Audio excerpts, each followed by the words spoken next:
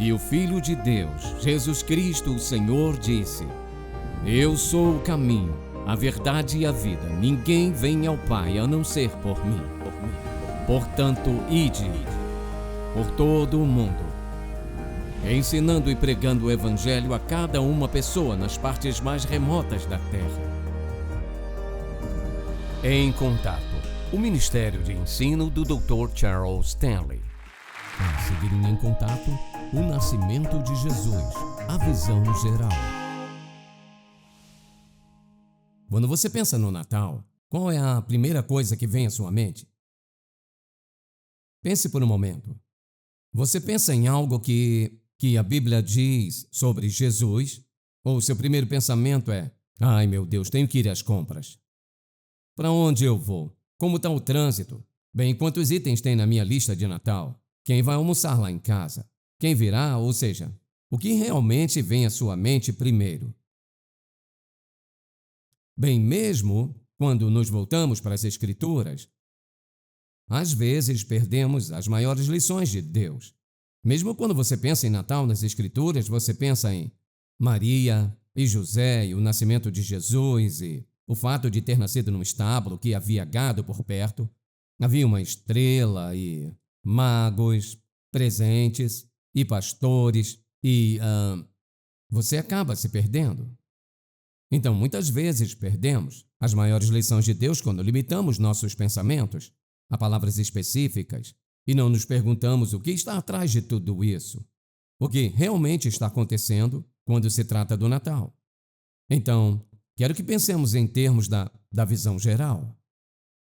E a primeira coisa que quero mencionar é esta, que o que parece ser um evento insignificante pode ter consequências eternas. E pensem como isso parece insignificante. O nascimento de um bebê. Bem, muitos bebês nasceram naquela mesma época ou em outros períodos ou em algum outro tempo, mas o nascimento de um bebê não tem nada de significativo, acontece o tempo todo. E o fato de que esse bebê acabou nascendo em um estábulo provavelmente não parecia algo tão significativo assim, porque muitos bebês nasciam e nem sempre nasciam em casa, e aqui temos Maria e José viajando de Nazaré até Belém, uma viagem bastante longa, especialmente em um jumento bem diferente de como você veio nesta manhã. Então, você olha para isso e pensa, eles não eram tão significativos, então, o que há de tão significativo sobre esse Natal? Bem, quando você começa a ler as Escrituras e se faz a pergunta, e quanto a Maria e José? Bem, quem é José? Só mais um hebreu? Então, o que aconteceu? Quando ele estava pensando no que fazer, a Bíblia diz que o anjo do Senhor apareceu para ele e disse: José, e você conhece a história em Mateus, este é o Filho de Deus. E esse é o Filho de Deus que nasceu para você e para Maria. Então o anjo passou a descrever certas coisas e, de repente, tudo mudou. Era uma história completamente diferente. Então, quando pensamos no Natal, a verdade é que o que parecia ser algo tão insignificante se tornou algo que teve eternas consequências. Aquele pequeno bebê, que era Jesus, morreu na cruz pelos pecados do mundo inteiro, foi sepultado, ressuscitou, ascendeu, está sentado à direita do Pai hoje por você e por mim. Isso não foi insignificante, mas parecia ser. E uma segunda coisa, e é que às vezes Deus vai usar os ímpios para cumprir o seu propósito divino. Pensamos que Deus trabalha só através dos crentes, não necessariamente. Porque naqueles dias, por exemplo, César Augusto, que era o imperador naquele tempo e governava certas áreas naquele tempo, e ele tomou uma decisão, ele decidiu taxar todo mundo. Então, todos tiveram que ir para suas cidades natais e tiveram que voltar para lá, se registrar para a tributação e assim por diante. Você diz, o que isso tem a ver com o nascimento de Jesus? O que isso tem a ver? 700 anos antes, em Miqueias 5:2, Deus falou com Miqueias e deu a ele a profecia de que o Messias nasceria. Isso foi 700 anos antes de Jesus nascer. Então, o que tem a ver com isso? simplesmente mostra isso, que Deus estava usando um líder completamente ímpio, 700 anos depois, que era impiedoso de todas as formas.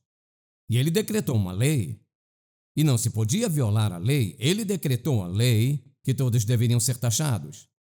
Bem, então o que isso tem a ver com Jesus? Bem, eis o que tem a ver. Maria estava grávida de Jesus. Isso significa que deveriam deixar Nazaré e descerem até Belém. Então, o que acontece é que Maria dá à luz a Jesus em Belém, não em Nazaré. Mas o que a profecia dizia? Em Belém da Judéia.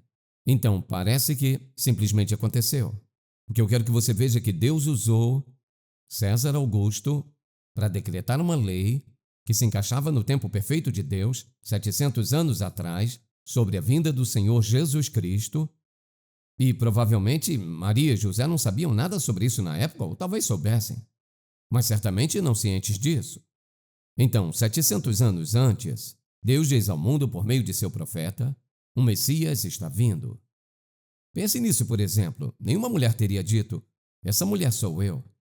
Foi uma surpresa total e, além disso, significava, naquela época ela poderia ser apedrejada e tudo mais, e o desapontamento, a vergonha para José e, de alguma forma, devia ter sido infiel a ele, todas essas coisas. Mas o que Deus estava fazendo? Cumprindo sua promessa. Lembre-se disso. Deus cumpre cada uma de suas promessas. Ele não faz promessas sem cumpri-las de alguma forma. Então, o que acontece? Ele usou um homem ímpio para cumprir sua promessa. Deus ainda usa os ímpios, às vezes, para realizar o seu propósito divino. Não há nada na Bíblia que diz que Deus só usa os justos. Não diz isso. Então, o que quer que esteja fazendo, ele vai cumprir a vontade dele de uma maneira ou de outra. Então, o que acontece aqui é que esse líder ímpio tomou uma decisão que se encaixava na promessa profética de Deus para trazer Jesus ao mundo no momento certo. Frequentemente, Deus, ele faz sua maior obra por meio de pessoas improváveis. Pense sobre isso. O que você e eu sabemos sobre Maria? Ela era uma ninguém, só mais uma jovem hebreia. E sobre José? Nada significativo sobre ele. Então, quando você pensa em si mesmo, e há muitas pessoas que pensam: bem, eu sou um ninguém, não há nada significante sobre a minha vida, como Deus poderia me usar? Bem, Maria e José poderiam ter dito exatamente a mesma coisa. De fato, eles nunca teriam crido. Bem, Deus não faria isso em minha vida, é por isso que o anjo veio a José e disse: José. Ele deixou muito claro para ele quem estava falando e exatamente o que iria acontecer. Então, quando você pensa em sua vida, não pense em si mesmo como sendo apenas um ninguém. Para eles, provavelmente, para todos os seus vizinhos, ninguém jamais suspeitaria que Maria iria dar à luz ao Filho de Deus, ao Messias. Isso seria absolutamente inacreditável. Não descarte Deus por causa de como ele faz as coisas. Muitas vezes não se encaixa em nossos planos, não se encaixa no modo como achamos que Deus deveria agir. Então, ele pega alguém que é muito insignificante, Maria e José, e faz a coisa mais linda, incrível e eterna. Não subestime o que Deus pode fazer e como ele vai fazer. E porque não se encaixa em nosso plano, ou como achamos que ele deveria agir, às vezes perdemos a vontade de Deus, porque nós não cremos que Deus age de determinadas formas. Então lembre-se, ele vai cumprir a vontade dele do jeito dele. E olho para a minha própria vida e digo: Deus, eu nunca teria imaginado isso, nunca teria escolhido isso. Mas as pessoas muitas vezes se menosprezam e dizem: bem, como Deus poderia me usar? Não significa que você vai dar à luz a um outro Salvador, não precisamos de outro. Mas significa isto? Significa que ele pode usá-lo de uma forma, preste atenção, está ouvindo? Diga amém. Para dar um crescimento espiritual a alguém com quem você compartilha a sua fé, e essa pessoa é salva. Então ela muda, veja isso, ele usa você para mudar o destino eterno desta pessoa. E é por isso que compartilhar sua fé com outras pessoas é importante. Não subestime o que Deus pode querer fazer em sua vida. Então, quando eu penso em como ele trabalha, Você não pode determinar o valor de uma pessoa pelas suas circunstâncias. Agora, pense sobre isso. O que cercava Maria e José quando Jesus nasceu? Eu te digo: vacas, cabras, ovelhas, o cheiro, o aroma característico, o cheiro do feno e todas as coisas típicas de um estábulo. Você está me dizendo que o Filho de Deus, o Rei dos Reis, o Senhor dos Senhores, Jesus Cristo, o Salvador, ele vai nascer em um lugar como esse? O que isso nos ensina? Não avalie pelas circunstâncias o valor de uma pessoa. Aqui está o Salvador do mundo por toda a eternidade. E onde Deus permitiu que ele nascesse? Num estábulo, com ovelhas, cabras e vacas, e o cheiro de tudo isso. E além disso, um bebê enrolado em alguns panos, não muito. Então, onde o colocaram? Numa manjedoura onde os animais se alimentavam. Peraí, você está me dizendo que o Filho de Deus, você quer dizer a pessoa que é divina, Deus o deixará nascer em um estábulo, com cheiro de ovelha e feno, e envolto em panos e todas as coisas, e colocá-lo exatamente ali onde os animais comem? Você diz, Deus faria isso? Faria. Agora veja isso. Não subestime o que Deus fará em sua vida se obedecê-lo. E a parte mais importante dessa frase, se você obedecê-lo. Não subestime isso. Você diz, bem, quer dizer que ele vai fazer algo famoso em minha vida? Não necessariamente. Ouça, a única coisa que importa não é o seu status. O que importa é seu relacionamento pessoal com Deus. Entrando em um estábulo e olhando ao redor, quem jamais acreditaria? Deitado ali em carne humana, o todo-poderoso Deus, o Filho de Deus. Quem acreditaria nisso? Então, quando eu penso sobre isso, eu penso... ele muitas vezes faz suas maiores revelações para pessoas que podem estar em posições muito humildes na vida. Então, quero que abra, por favor, por um momento, no 2º capítulo de Lucas. Então, Jesus nasceu, lá estão eles, apenas os 3. E enquanto isso acontecia, no versículo 8 do 2º capítulo de Lucas, ouça isso. Naquela mesma região onde estavam, havia pastores que estavam nos campos cuidando de suas ovelhas durante a noite. E um anjo do Senhor apareceu diante deles, e a glória do Senhor brilhou ao redor deles, e ficaram muito amedrontados. Poderia ter anunciado a muitas pessoas. Contou a um grupo de pastores, ouça. O anjo, porém, lhes disse, não tenham medo, pois eis que lhes trago boas novas de grande alegria, que serão, ouça, para todo o povo. O que estou dizendo para vocês é para todo o povo. Pois hoje, na cidade de Davi, nasceu para vocês um Salvador, que é o Messias.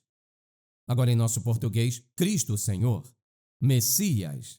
Messias, naquela época, era algo inacreditável, ou seja, o Messias nasceu para vocês hoje, na cidade de Davi, o Messias, aquele tão esperado Messias pelo qual o povo esperava milhares de anos. Como isso poderia ser verdade? Isto lhes servirá de sinal, para que vocês não se enganem. Achareis, agora veja isso, nasceu hoje um Salvador, o Messias, e achareis o menino, o quê? Como o Messias pode ser um bebê, envolto em panos e deitado numa manjedoura? E de repente apareceu junto ao anjo uma multidão do exército celestial, louvando a Deus e dizendo, glória a Deus nas alturas e paz na terra entre os homens, a quem ele quer bem. Quando os anjos se afastaram deles, voltando para o céu, os pastores, veja isso, começaram a dizer uns aos outros, vamos diretamente para Belém. Entenderam? Vamos diretamente? Não disseram, vamos jantar primeiro, almoçar, tomar café da manhã ou resolver isso amanhã. Vamos diretamente a Belém e ver esta coisa que aconteceu e que o Senhor nos revelou. E quem eram? Alguns pastores. Meninos pastores, provavelmente meninos pastores. E estavam lá fazendo o que normalmente faziam, mantendo vigilância sobre seu rebanho à noite. Enquanto estavam ali sentados, provavelmente conversando entre si ao redor do fogo ou algo assim, de repente uma grande, brilhante, indescritível luz, e a Bíblia diz que, como resultado disso, ficaram muito assustados. E o anjo disse: não tenham medo, trago a vocês boas novas. Hoje, na cidade de Davi, sabiam exatamente o que era? Belém. Vos nasceu um Salvador. É Cristo Senhor, o Messias nasceu. Bem, primeiramente, eles não esperavam que o Messias nascesse, provavelmente esperavam que ele viesse de outra forma. O Messias nasceu, ele é Cristo, o Senhor. Então ouça o que acontece. Quando os anjos se afastaram deles e subiram ao céu, os pastores começaram a dizer uns aos outros: vamos diretamente a Belém. Agora mesmo? Larguem os cajados, vamos logo, esqueçam as ovelhas. Vamos descobrir o que é isso, vamos diretamente a Belém. E ver esta coisa que aconteceu e que o Senhor nos revelou. Vejam isso. Nós cremos que algo aconteceu e o Senhor nos revelou isso porque o anjo anunciou. Agora, por que Deus falou com um grupo de pastores? Provavelmente porque eram jovens que criam na palavra de Deus, que estavam esperando pelo Messias. Muitas pessoas naquela época estavam esperando pelo Messias, provavelmente jovens de fé. E provavelmente jovens que Deus sabia que creriam no que viram, e veja isso, que teriam a coragem de contar o que estavam prestes a ver. Ele não falou com um grupo de pessoas, um grupo de jovens ou de pessoas mais velhas que diriam: ninguém vai acreditar nisso. Disseram: vamos ver esta coisa que o Senhor nos revelou. Então eles vieram apressadamente. Não ficaram enrolando e dizendo: bem, vamos amanhã. Vieram apressadamente. Encontraram o caminho para Maria e José. Provavelmente eles bateram em algumas casas ou o que quer que fosse, mas encontraram o caminho. E acharam Maria e José e o menino deitado na manjedoura. Quando eles viram isso, o que fizeram? Voltaram para o trabalho de pastores que eles tinham. Quando eles viram isso, divulgaram o que lhes havia sido dito sobre aquela criança. E todos os que ouviram, então não contaram só para alguns, todos os que ouviram se maravilharam com as coisas que lhes foram contadas pelos pastores. Agora veja isso. Você teria sido como um dos pastores que queria contar o que ouviu, o que experimentou, o que viu. Você acha que aquele grupo de pastores poderia ter ouvido e visto o que fizeram e depois dizer: tudo bem, escute, e quanto às ovelhas, não podemos deixar as ovelhas, vamos voltar para elas? Não. Contaram para todos. E todos que ouviram se maravilharam com as coisas que eles contaram sobre os pastores. Sabe por quê? Sabe por que se maravilharam? Porque estavam contando a eles com entusiasmo, com emoção. Você não vai acreditar nisso, mas estou te dizendo. Estávamos lá cuidando das ovelhas ao lado da fogueira e de repente o céu se iluminou. Aqui está o anjo do Senhor e eis o que ele disse. E largamos nossos cajados e corremos. E isso é o que nós vimos e ouvimos. Você tem que acreditar. E todos os que ouviram se maravilharam com as coisas que lhes foram contadas pelos pastores. Então deixe-me te perguntar uma coisa. Quem foi que você contou recentemente sobre o dia que você se salvou? Ou o momento em que foi salvo? A quem contou? Para quem você falou neste Natal e disse: bem, o Natal é uma ideia maravilhosa. A coisa mais importante do Natal é que Jesus me salvou, me perdoou dos meus pecados e montamos uma árvore e me lembro da cruz. Nós colocamos a luz, eu penso que ele é a luz do mundo. E quando pensa em dar presentes, eu penso que Jesus é o maior presente. Ou seja, para quem você falou alguma coisa sobre Jesus em todo este Natal? Eu sei que já contou o que quer de presente de Natal. Já disse para algumas pessoas o que gostaria de ganhar de presente, pessoalmente. Ou disse para algumas pessoas o que iria dar de presente de Natal. Você disse muitas coisas sobre Natal. Mas o que você contou a eles sobre o revolucionário, incrível, eterno presente que recebeu pela pessoa de Jesus Cristo? Quem você contou sobre isso? Então, a Bíblia diz que não puderam esperar, contaram para todos que podiam contar. E as pessoas se maravilhavam. Em nenhum lugar diz, e depois disso, que as pessoas se aglomeravam de todos os lugares até o estábulo. Eles queriam vê-lo, queriam poder dizer, eu vi, eu sei que é real.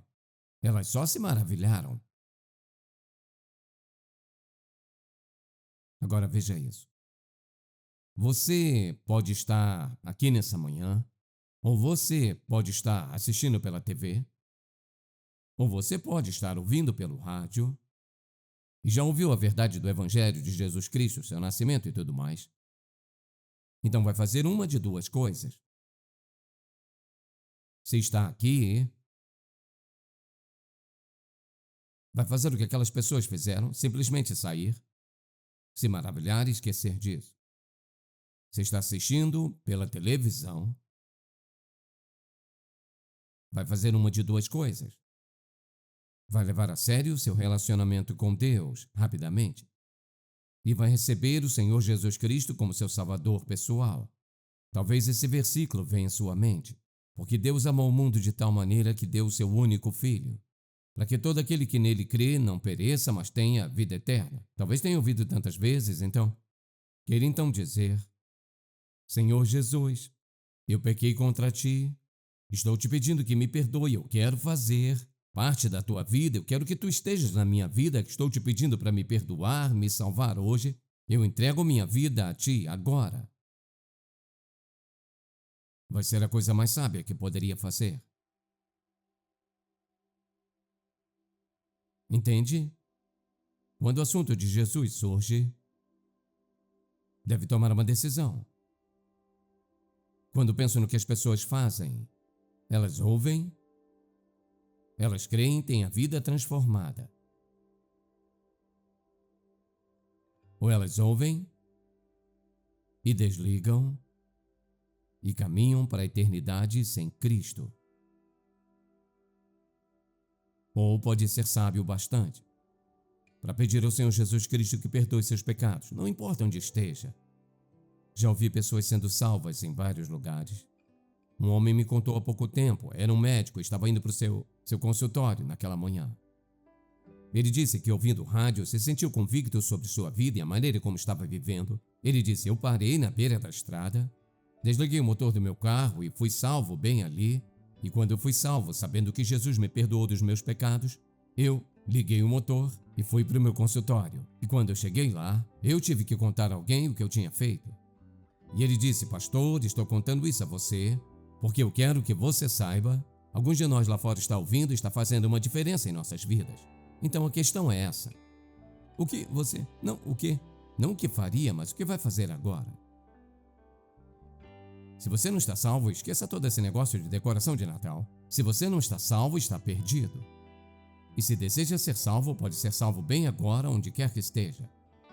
Ao dizer para Deus, eu creio no testemunho das Escrituras, eu estou te pedindo para me perdoar dos meus pecados, porque disseste, se eu confessar meus pecados, tu és fiel e justo para me perdoar dos meus pecados e me purificar de toda injustiça. E Deus, eu tenho sido tão injusto, estou te pedindo em sua misericórdia que perdoe meus pecados, baseado no que Jesus Cristo fez na cruz. Me perdoaria? Sim, te perdoará. E Pai, quão gratos nós somos por nos amar como nos ama e nos dar a oportunidade que nos dá para sermos salvos. Em nome de Jesus. Amém. Se você foi abençoado pelo programa de hoje, por favor, visite-nos em intouch.org. Em Contato, levando pessoas do mundo inteiro a um relacionamento crescente com Jesus Cristo e fortalecendo a igreja local. Este programa é patrocinado pelo Ministério Em Contato e é possível pela graça de Deus, suas orações e ofertas fiéis.